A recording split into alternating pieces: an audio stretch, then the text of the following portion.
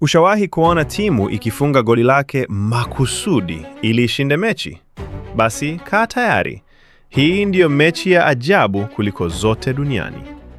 Tarehe 27 Januari mwaka 1994 kwenye mashindano ya Caribbean Cup, mechi ya Barbados dhidi ya Grenada ilipigwa katika mji wa Bridgetown nchini Barbados. Katika mashindano haya kulikuwa na sheria ya kichaa kabisa. Goli la golden goal kwenye extra time lilihesabika kama magoli mawili. Barbados walihitaji kushinda kwa tofauti ya magoli mawili ili wafuzu. Lakini dakika za mwisho walikuwa wanaongoza 2-1. Haitoshi.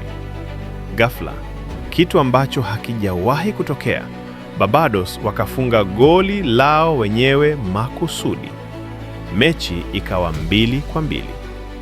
Grenada wakachanganyikiwa, wakaanza kushambulia magoli yote mawili. Barbados nao wakajilinda magoli mawili kwa wakati mmoja. Mechi ikaingia extra time. Barbados wakafunga golden goal ambalo lilihesabiwa kama magoli mawili. Matokeo ya mwisho, Barbados 4, Grenada 2. Hii haikuwa bahati. Ilikuwa akili, sheria na hesabu safi. Swali ni moja. Wewe ungekuwa Grenada, ungefanya nini?